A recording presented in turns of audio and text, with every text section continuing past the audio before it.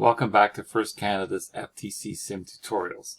This series is about how to use FTC Sim, a First Tech Challenge robot simulator created by First Canada. And today we're going to look at some fractions. I know last time we did something on random numbers, and today we're going to look at random fractions because really you can never get enough about math.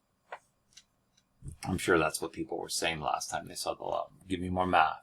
So I'm giving you more math.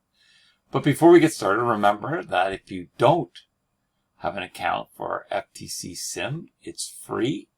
And you can go right here to firstroboticscanada.org/FTC Sim and click on this button to sign up for free.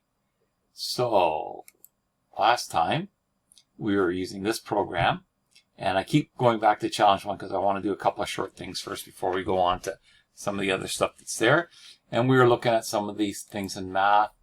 And we also looked at this great tool called telemetry, which gives us a value here. And the value that it's showing us up here is the value of the random time, which is going to be a random integer from 5 to 1500. But before we continue, do you know, or did you know, who this is or was?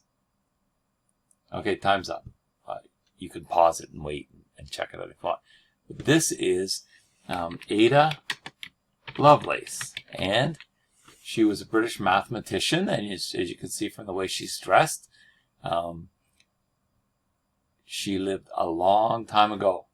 In fact, in addition to her being a mathematician, what she's known for now is that she was the first programmer.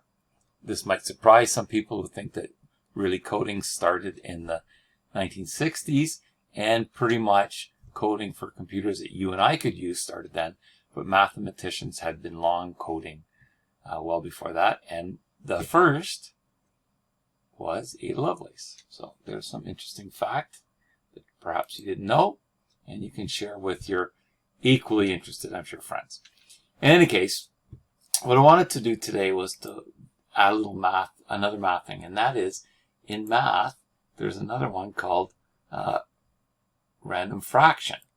So what we're going to do today is we're going to change, because you can see that m power is a fraction, 0.5 is, the fraction is 1/2, because the maximum value of the power for a motor is 1. Or -1 is the minimum value. So we're going to put a random fraction in there. And we're going to change,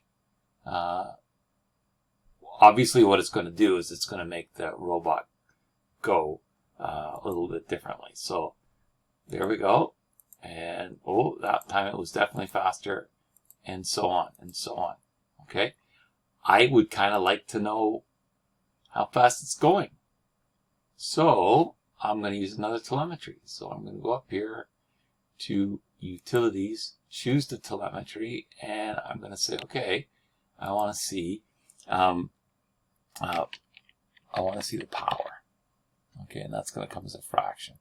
And so what I want is to get, since that's the value there, I want to get m power and display that. So 2 pieces of telemetry we're going to display up here.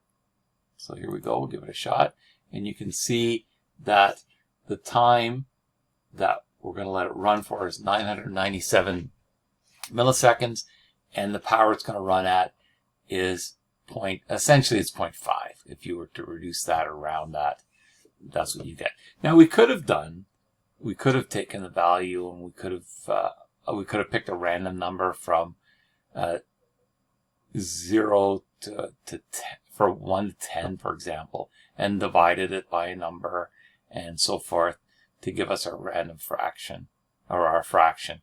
But this makes it a little bit more interesting, the fact that this is one of the math things that we can use. It chooses a random fraction, and this is showing us what that random fraction is. Now, if you're actually going to use this for something in a program, you might have to specify the number of decimals you want, and you will find in a lot of programs you can do that. You can specify the number of decimals. In this one, it doesn't make any difference because it figures it out and it rounds it off. So hopefully you learned a little bit about that. I'm going to challenge you to do something right now. This is still taking us, I'd still like it to be able to take us to here.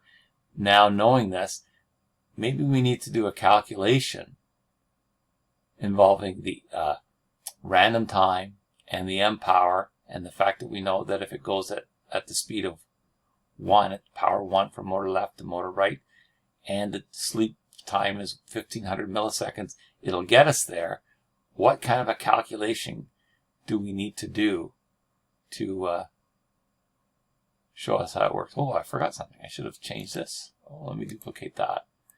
And whoops. And I want to put it in there. That's what I wanted. So instead of just having random time there, because it could go, you can see how it's going different distances depending on these two values. Can you use these two values and the fact that a power of 1 and a power of 1 times 1500 milliseconds would get us there?